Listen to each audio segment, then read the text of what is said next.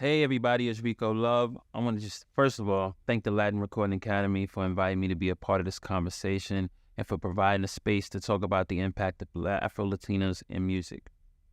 We are here to talk about Black Music Month, which is a celebration in the U.S. that together with the Recording Academy, the Latin Recording Academy has adapted to honor the diversity of our musical heritage. I am joined by Latin Grammy-nominated singer, songwriter, actor, and my dear friend, Leslie Grace. What's up?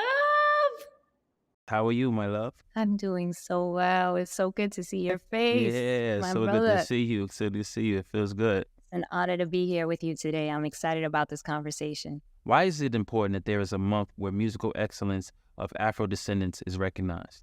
Oh man, so many reasons.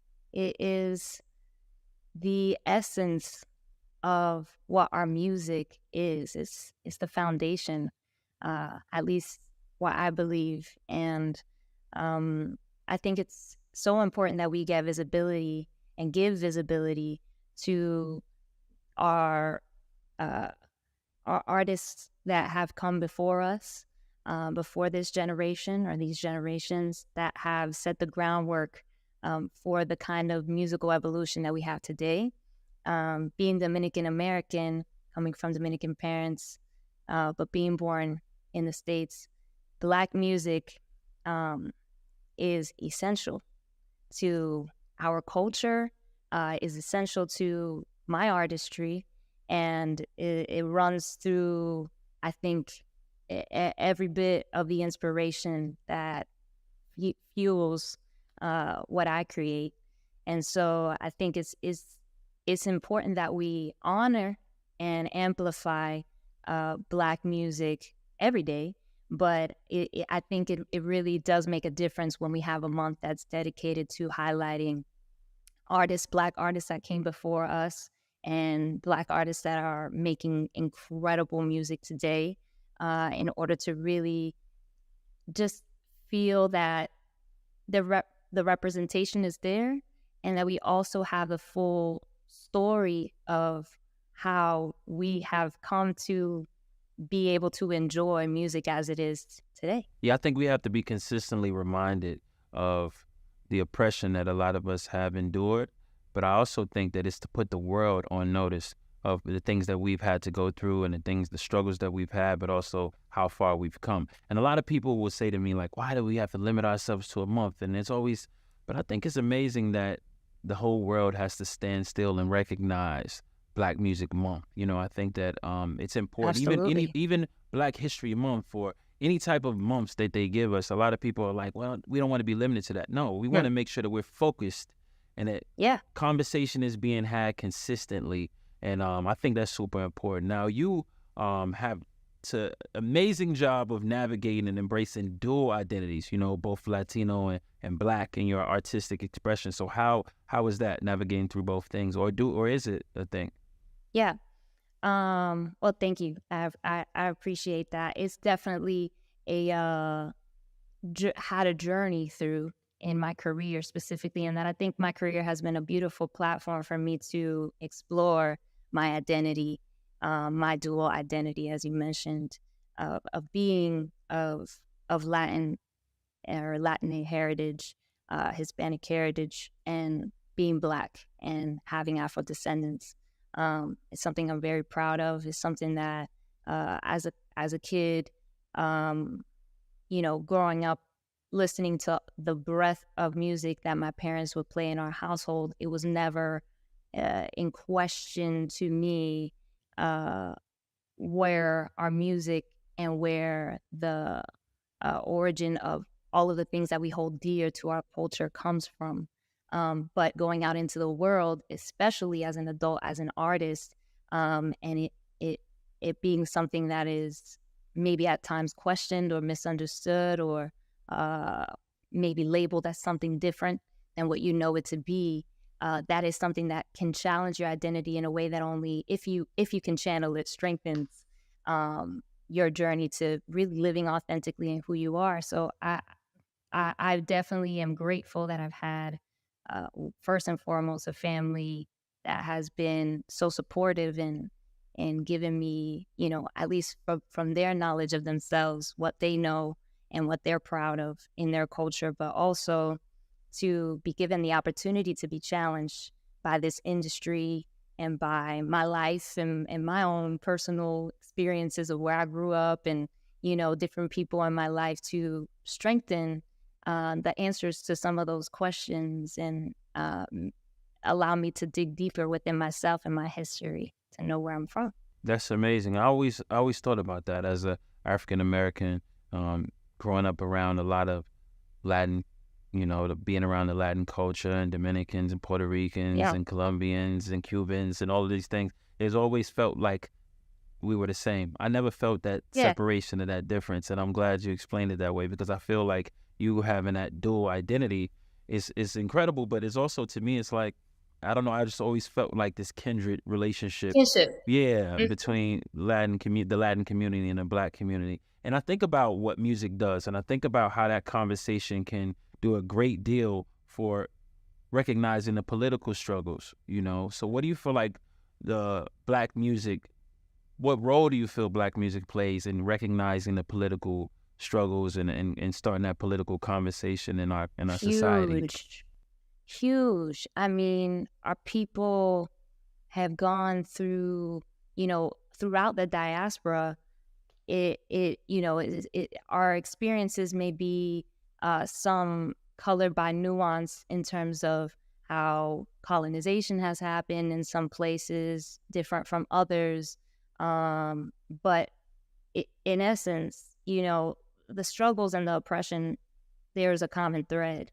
And so the storytelling through music, like you just mentioned, I think is so important. And that's why I'm really excited that there is a Black Music Month, because there is so much history to unpack. And if we can just be focused and have like you said, a designated day, a designated month, I think there is so much conversation that needs a platform to be had that, there might not be space for it every day, but we can focus on a month. But music has the power to create this platform where you have something that reels you in. Yeah, it's like a safe space that invites you. Yeah, It creates a space. Yes, a safe space, an enjoyable space even sometimes, but that you can also receive important information. And I think Black music has always been instrumental because of the type of oppression that a lot of our people have gone through to infuse empowerment, amplification of things that we need to know in our community, and joy where we need it, in hard times. So I think it's even more important in that sense that we amplify black music anytime that there is especially in times like these where we have political struggles, so much information and lost stories can be passed on through music in an enjoyable way where more people will listen. Yeah, music is the language of the youth, right? So if you can give the youth an incredible subject and just drill that in their head to an incredible melody, then what happens is a new generation forges the way forward with an incredible way of thinking or a new way of thinking. So even if their parents felt like the world should be this way, the kids, music is the language of the youth. So the youth may not speak the same language as their parents, but when my parents were growing up listening to Marvin, What's Going On, or listening to Rick James, Ghetto Dream, Ghetto Stories, and all that type of stuff, you listen to those songs, and it kind of thinks even Anglo brothers and sisters, they might hear certain songs and be like, I don't feel like I agree with what my grandparents or my parents think because I'm listening to this and I'm living in this. And then when I go to the concert, I'm standing side by side by people who don't look like me, and I understand their plight because I'm hearing this music and I'm identifying with the struggle. And I think that's incredible. Yes. I want to know, like, how would you describe the impact that African sounds have had on Latin music, or how have they impacted your music? Yeah, huge. Well, my journey began singing bachata, which is a very popular genre from Dominican Republic that I grew up dancing and listening to. It's probably the first thing I ever danced as a kid. Parents placing my steps, learning how to do the 1, 2, 3. pause, 1, 2, 3, you know? And Yes. so that's something that was inherent within me, and I had the opportunity to begin my career in that way.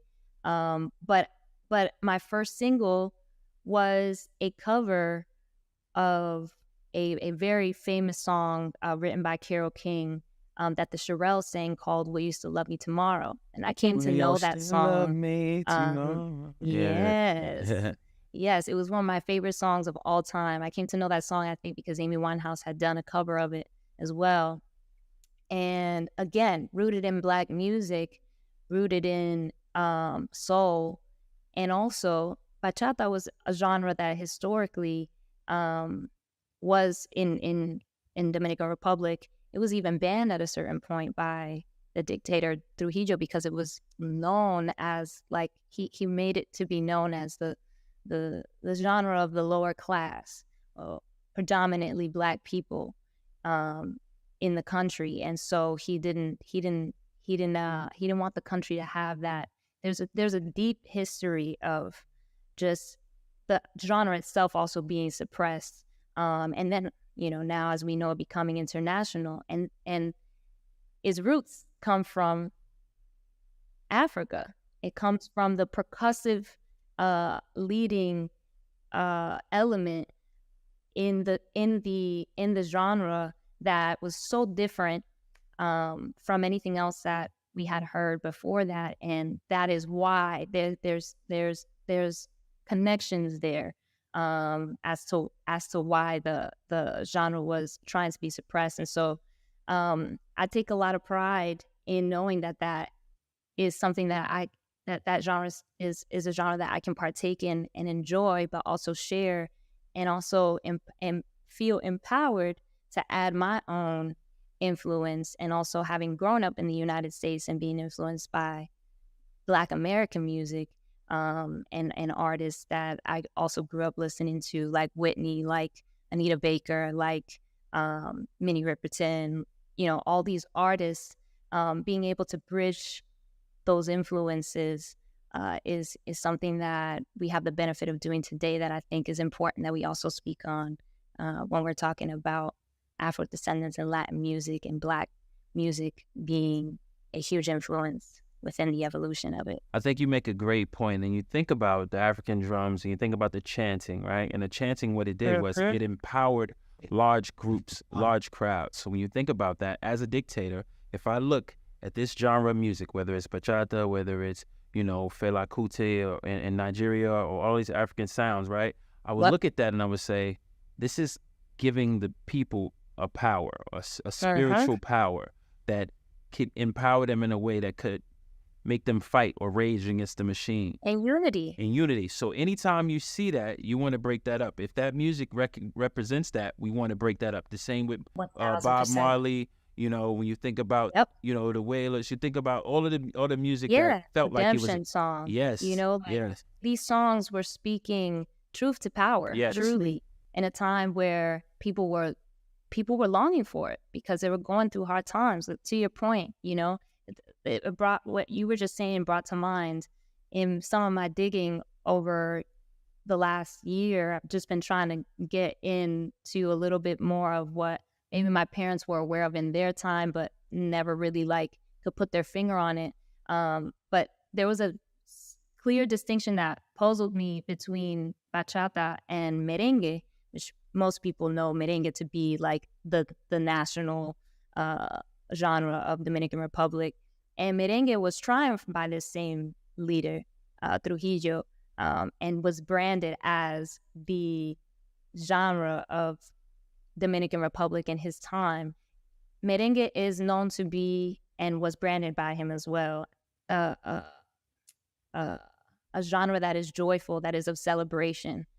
And bachata in the same time was branded to be something lowly because it spoke about heartbreak and oppression and all these things that very conveniently, obviously a government wouldn't want to bring to light. And so when you start glad you're saying dig that. back into these things, it is very much in line with everything that you're saying. It gives voice to the voiceless. Some of these genres It might be inconvenient at certain points in time in history, but it's good to know, because then you find the common threads of where and why, where this music comes from and why it's so important for us to amplify it. Very much so, and I think that's why it's important for us to understand our history. If they erase our history, if we make it so that we can't acknowledge our history, if you take away the history, especially from the youth, it puts them in a situation where they don't even know how to handle the future. Unless I can recognize, if I recognize I saw this thing happen before, I read this in the book. When this starts to happen again, I know what's going on. It's a certain level of mental oppression and even physical oppression or financial oppression. I recognize that from the music, from the history, from the things I've learned. If you take that away from us, it's taking away a lot of our power. I want to know, like, are there any like musical genres in particular or artists that play significant roles in shaping your style or your sound? Yeah, definitely. I would say one of my favorites of all time is La Lupe from Cuba. She was named the Queen of Latin Soul in her time. She's one of my like biggest influences. I came to know of her. I had listened to her music growing up because it was around me. My mom loved her songs, but I didn't know of her trajectory and what she actually accomplished until later. I was more adult in life and my own journey and doing a little bit of research. And I really love her because she was one of the first artists to be doing like some of these shows that the Beatles were doing, singing in English and in Spanish, and while being like a salsa phenomenon in New York City, coming straight from Cuba. So incredible, and Afro-Latina. So she's one. Celia, of course, Johnny Pacheco, Fernandito Villalona, Wilfrido Vargas, a lot of Dominican artists, Juan Luis Guerra. The women, man, merengueras, which is a hard genre to be a woman in, Mili Quesada, Miriam Cruz. These are all women that held their own. I have to stop you because I'm so impressed by how all my Latin friends, like, they just start talking, and then as soon as they start naming the Latin things, they just in straight Spanish. You can't stop us. It's just straight Spanish. Go down the Rolodex. Like, I'm like, whoa, slow down. What is that? Hold on, wait. No, yeah, there's just so many, and that goes to show, like, when you, even in saying those names, I'm transported back into like in time. Yeah. To my childhood and things that even music. I think something else that is really important to touch on. There's certain songs and music that, like, me being first generation born here, none of my other friends, growing up in New York, I had other than my cousins and stuff like that, but I grew up in Yonkers. I went to school in Yonkers, so a lot of my friends were African American. They were Black, and so they were getting put on to some of the stuff that my parents were playing in my house. But at times I also felt like, oh, like nobody else, like this is just my house, like nobody else, so you sleep on that stuff when you're a kid, and then you get older, and especially as an artist, you find yourself referring back to some of these greats that, like, are instrumental in how you consume other music, current day music, and you're just like, wow, like they really were geniuses, and this is music that you just overlook when you're a kid. I always saw the parallels between our cultures, but I also understood there's a difference. When I was a kid and I first heard Hector Lavoe, and I remember being like, what is this? Like, this was insane. This is like, what is incredible, but it was like the language that we all spoke, or people from, African American culture and then the Latin culture merging, and we recognized that. So if we were all at a party and it comes on, you could feel it. We lose our mind to it. We felt like we were a part of that. It was a moment for us as Absolutely. well. So I think that's education and understanding each other. Like, we understood the language of others by using music. Again, it's the language of the youth. Yep. And as a Latino artist, I always, because even asking you the question about, how you change into your super Spanish accent, right? When you speak and say the names. I have a friend who's Brazilian, and I always ask her, I said, do you forget Portuguese sometimes? Because it's, you don't speak. Do you have to practice on it? So I want to ask you, how do you preserve, while preserve your roots, Yeah. while you create music in English versus Yeah. Spanish? Like, how do you make sure you stay sharp? Or is it something that's innate? That's a really good question. No, it's not always innate. I think now as I'm getting older, it depends, what I'm up to and who I'm around too. I always realize that even when I'm around other friends that are not Dominican, like they might be Colombian or Cuban, or, you find yourself catching on to the accents, and, so it depends who you're around and what you immerse yourself in. But I will tell you something funny, like, and around the time that we met, because we met like when I was around maybe 17, at the like beginning of my journey and my music journey. And most people don't know that like my first language was Spanish in my household, but I was born here. I went on to learn everything in English at school. So I spoke it in my household, but you also don't have anybody correcting you and telling you when you're saying something kind of wrong or whatever. So it wasn't until I began singing in Spanish that I really was put, during press and stuff like that, under pressure to really like be fluent, like truly like confident in my language. And so at first it was really an intentional thing that I hear so many I'm so artists say grateful. that. I hear so many Yeah. artists say that. My dad, you know my dad, he would be with me, and after every interview, we'd be in the back of the car, and he'd say, okay, he'd have notes like saying this word you conjugate it like this. Next time you say it like this, or this sentence you could say it shorter if you just say this word, and over time my Spanish got better and better, but it was something that I was a little bit ashamed about because I knew my Spanish wasn't perfect. So to your question, at first it was a lot more intentional than what it became, and thanks to music, and being able to find my pride and my culture through music, and the opportunity to be able to sing in both Spanish and English, it really gave me a chance to reclaim that part of myself in a way that maybe I didn't feel was like, oh, fully developed, I guess. But isn't it cool how being other, being different is so cool now? Like, Yes, sometimes different now. sometimes I found myself getting offended when people would be so excited and I'm like, oh, what up? Am I like a show to you? But I start to Yeah, understand like people are open to exploring and they understand that everything that isn't the way that they've grown up or seen it or used to in their households and their homes, they're understanding and embracing it. They're intrigued the by it. So curiosity. I definitely take it as a compliment. I'm wondering, Er, could you like describe a moment where you felt like an overwhelming sense of pride in your yeah, heritage, like while you're performing or creating the music, where you felt like yeah. that Dominican This is pride. yeah, this is me.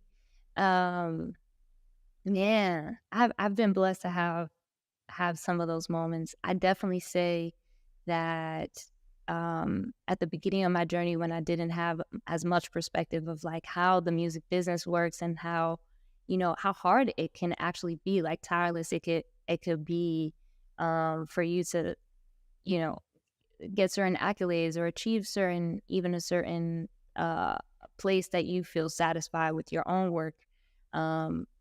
At that time, um, my first album was nominated for the tropical best tropical album in 2013, at the Latin Grammys, and that was definitely a moment where like I was like, oh wow, like I'm actually doing this, and like had it not been for my parents and my family instilling, even in them raising me and my siblings in this country, but instilling that sense of pride in the music and the culture that we come from, I would not in a million years have the opportunity to be nominated in a tropical category like that to me was like, wow, I'm really, and I did feel that I was bringing, um a, like you said, you mentioned earlier before, like the language of the youth is music, And I felt like I was contributing in a way. I felt so proud to contribute in a way to music that my parents put me on to contribute in my own way with something new and fresh that I felt my generation and my especially Latin American folks in the States at my age could relate to too. And so that was definitely a moment of pride for me and for my parents for sure. What kind of challenges have you faced? Like any unique challenges, Mm. experiences, you know, Oh boy, maybe in those that's a good experiences, question. but maybe in those experiences, you can use, you know, your heritage as an empowerment. Like you know, use the idea of who you are Yeah, as a way to kind of combat those challenges. Yeah, you have yeah. any perspective on that? Ooh. Um, I definitely say as an artist, um, not being this or that for some people was like definitely a thing. I think for whether you consider yourself Black Latin artist, Afro Latino, or you have different upbringing than most like Latino artists. Or what the stereotype of a Latin artist is. You know what I'm saying, and what is mostly amplified, and what kind of representation we get. That can get in the way of how people receive you for who you actually are and what you're trying to offer. And I didn't understand that as a young person a lot of the time. And so it would influence me to try to appease and like present a certain way sometimes internally in a way that maybe I didn't even realize until I was a bit older. And so I think um, having people around you that make you feel good just on a general basis and make you feel good about who you are authentically and um don't even if they don't understand you, hear you and see you for exactly and wholly who you are. I think that's so important as an artist, as a person. And so I've been blessed to have people around me in my internal circle that way. But definitely as an artist, I would say like, you know, uh, uh you know, how can I say this? Not saying a word perfectly, or wear my hair a certain way, or um, seeing what my mom and the difference between what my mom looks like and my dad looks like. All these different things that contribute to what people can perceive of you and what that means for them.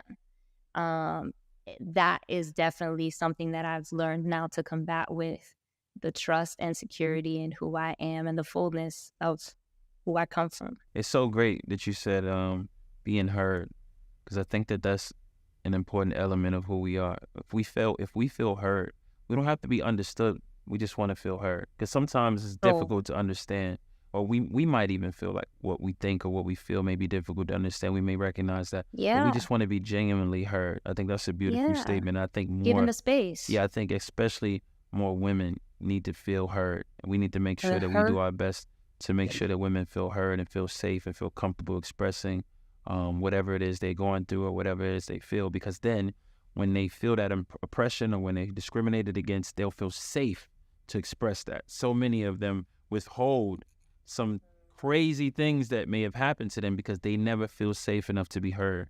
That's important. I think we should advocate for hearing each other and yeah, understanding each yeah, other. and it's okay to disagree Yeah. too, But but understand, even if I give don't people a understand you, space. yeah, even if I don't understand you, I understand that we have different perspectives and I respect that you have a different perspective.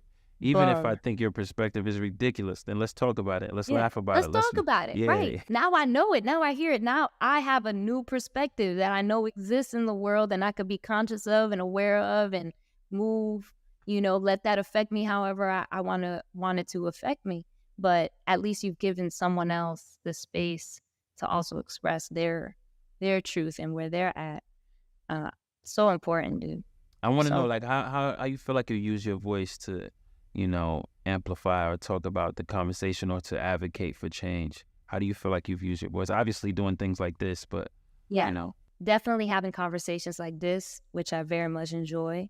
And also, I think a good segue from what we just said, like, even just owning the wholeness of yourself, you know, living authentically and doing the work within yourself, even if you don't tell or talk or share with anyone else, what the knowledge that you have about who you are, where you come from, who your ancestors are, what you have, what you take pride of in your identity, and be confident in that and walk with that. I think that also inspires others to do the same, even if you do that quietly. So for me, a lot of that has been my personal work that it continues to be a journey. And I think for everyone, you just continue to learn more and more about yourself. I have a lot more to learn, but and I'm excited about that. But I also think it's important to, you know, ch- ch- for the people that are nearest to you, um, and where you do have that space to feel safe, share that, share and ask questions, be curious, be curious of others' experience. That I self-work is ask my super important. parents, yeah, I ask my parents questions all the time. I ask my grandma questions all the time.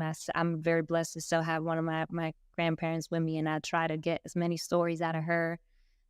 She usually repeats the same thing, but maybe I'll get like a half story more out of like the three times that I ask her. I'm like, damn, see, I didn't know that part, Right, right, right, right. and so you just keep adding.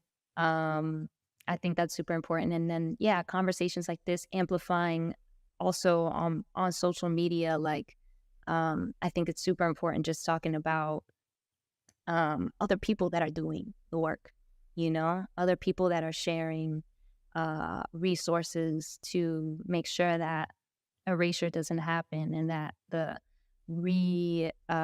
labeling of our culture doesn't interfere with what we actually know is true.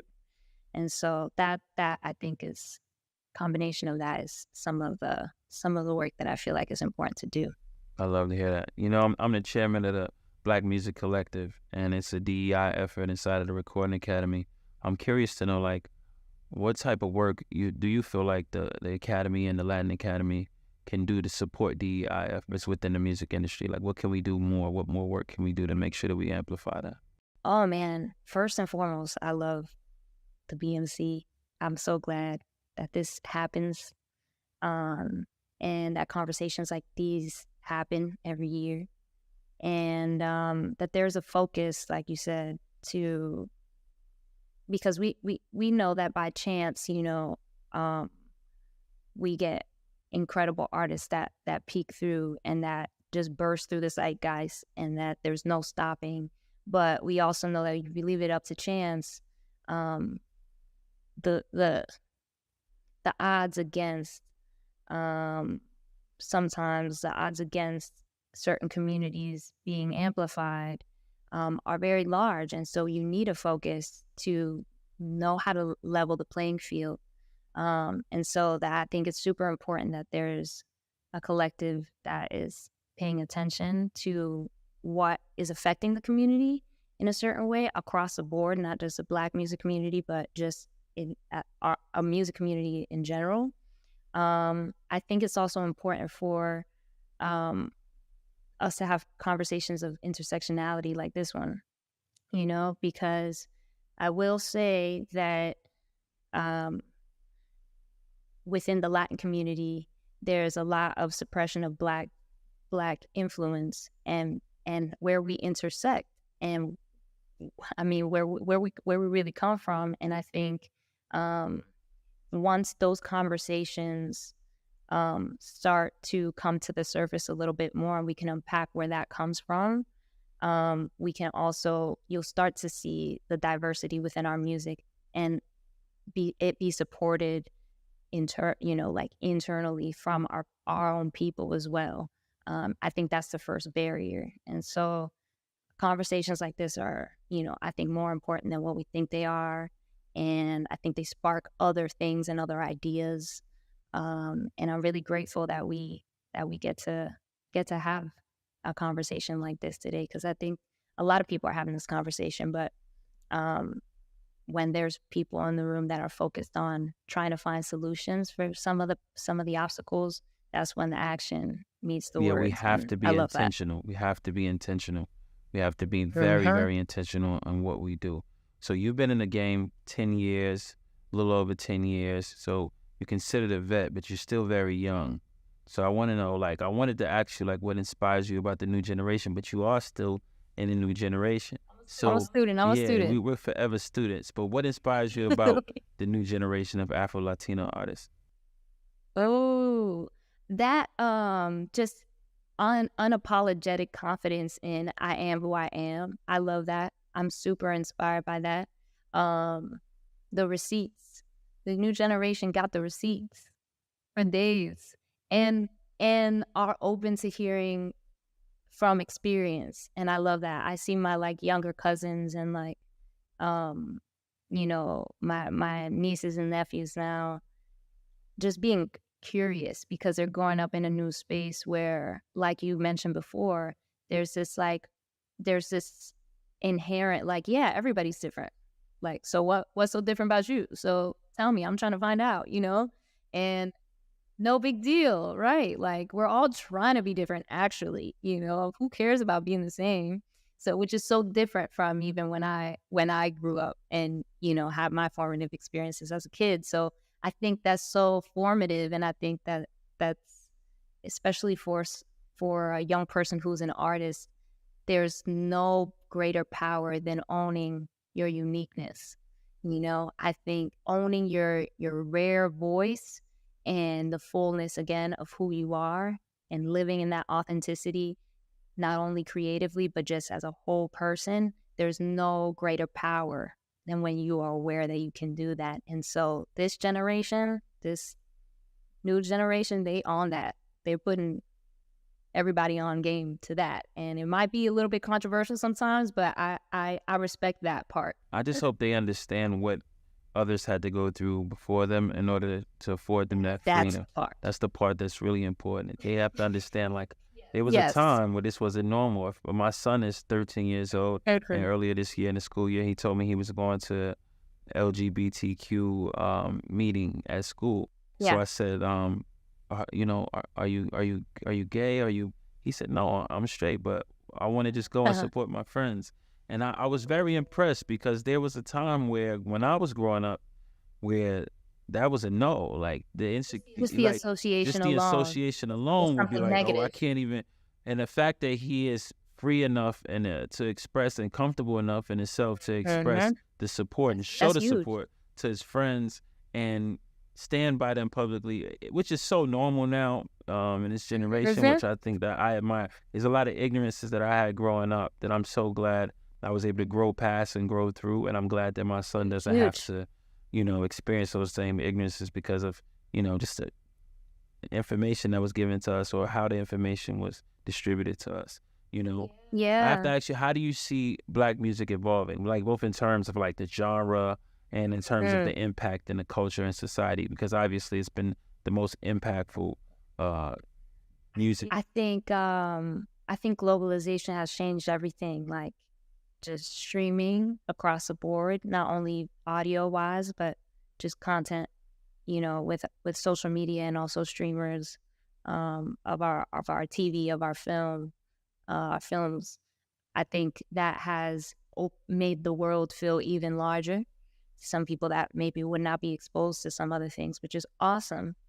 So I think now, what we used to consider like world music, now that's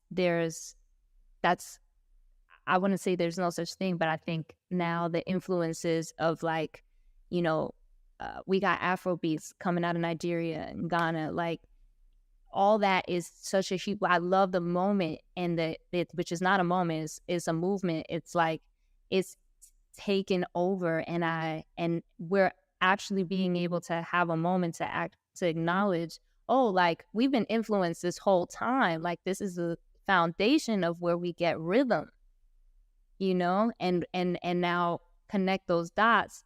But in an even bigger way, I think it will impact uh just because of the amplification and globalization. I think it will impact like all these mainstream what we consider mainstream genres like pop and even like house and techno in a way that we hadn't seen in previous generations. Yeah, you look at Piano in South Africa, and you think about what's going on in Brazil. Like musically, it's just insane. Oh my Brazil. God, it's amazing. So to have that opportunity is important. What advice would you give aspiring Latino Black musicians and how they can handle industry, but also how can we support the next generation of talent? Like we give them advice all the time. I think Yeah. let's forget the advice to them because we always advise to them. Let's advise how can we help them? How can we better benefit them? Ooh. Dang, that's a very good question. You mentioned something earlier that I think is important, like when you were talking about your son and how it's so different, from when you grew up, even I can relate to that. Um, in and you were saying like honoring the part that gets challenging is having the new generation honor the advice or the previous experiences, built up experience of previous generations. And I think that is the part that I would say, my perspective on today's world of where young gen is like our generations, even, and my parents are Dominican and strict as hell, so it used to be like, you get the information from me, like from the head down, and whatever you talking back. My mom used to have this phrase, tú te crees que tú eres gente, which means you think you're like a grown person to like tell me like something that I don't know, if anything that I would say that was like, any of us would say that was like too, like you have information, you put me on to something, was like, you are not, you relax. Exactly. You're still in diapers. Relax. And that could be up until today. Sometimes she'll pop up and say that. But I think this generation, in the world that, we're growing up in, the information age and all of that, like it is now, information can go both ways. And I think that's super powerful. It could feel uncomfortable.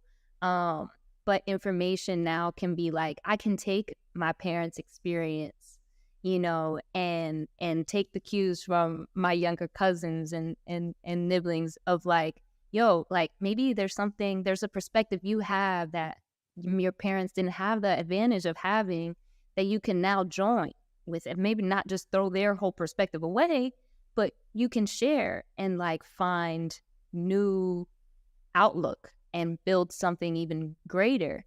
So I would say that is the piece of advice that I would give any person, but also a young Black Latin artist or artists in general, is to be open to other perspectives, as you already mentioned before, and be willing to also share your new perspective if it's something different, and have a dialogue and not just end it at, I think this and you think that, so we're not going to work. This is not going to work. Let's join perspectives, because new possibilities come out of that. And I think that's amazing. I want to ask you a question. Just I always think about these pairings, right? Like pairings of Spanish-speaking artists and English-speaking artists doing tours together, right? So in my mind, I always imagine what the tour would be like with like The Weeknd and Rosalia, right? So I want to know if was there any odd pairing of an English-speaking artist that you love from present. They could be living or dead. They can be current. But what's the two artists that you would think that could go together and go on the road and make an incredible tour? Dang. I would say, all right, I got to do female and male. So I got to come up with my female ones first, or next. But I would say Juan Luis Guerra and Michael Jackson. Whoa. That would be crazy. Just like the musical would be vocal performance insane. Like, yeah, that would be nuts. Yeah, I like that. Because Juan Luis is like really conceptual as well of how he sets up his live shows. Like his background singers have been the same backgrounds forever. His whole band mainly. And so I think just that paired with Michael's genius just across the board and the musicality, like Juan Luis is also very open and takes in a lot of influence from around the world. So I just think it would be great. And then female, dang, like I think one of all of our favorites is Rosalia. So I would love to see her go on tour with like, oh wow, Rosalia and La Lupe. Like that would be a great meeting because they were La Lupe, I feel like was one of the first Latin female artists to break through because she has such an enigmatic like way of performing. And people literally thought that she was like wild and on drugs and stuff like that when she was doing some of these performances. And it turns out that not really, maybe some of the time, not really, but she was just very intentional with the things that she would do. I would go To La captivate Lupe her and Rihanna. I Huh? would go La Lupe and Rihanna. Oh wow. Yeah, I think that would be. I think that would be a ticket. That would be incredible. You just wouldn't blink. You wouldn't want to blink. Right. And if they went in and out, like not just one after, Yeah, just in and out. they set up the show and like. Yeah, that'd be amazing. So I gotta thank you. Now we're dreaming. I gotta thank you for being right. We just creating anything that, but that's incredible. That's what we do with our imagination is we create these things, and I think musically we pair those type of energies together as well. But I want to thank you very much for being a part of this important conversation, and and I want to say thank you to the Latin Recording Academy for providing us with this space to talk amongst ourselves. I love you dearly. I think you're an amazing person, love you, bro. As well as an amazing artist, and it's a blessing to share this time with you. Oh, for me, it was such a pleasure always to see your face. And it's a blessing to know you, bro. Thank you so much for having this convo with me. And thank you to the Latin Recording Academy. These are the conversations we want to have. Yeah, absolutely.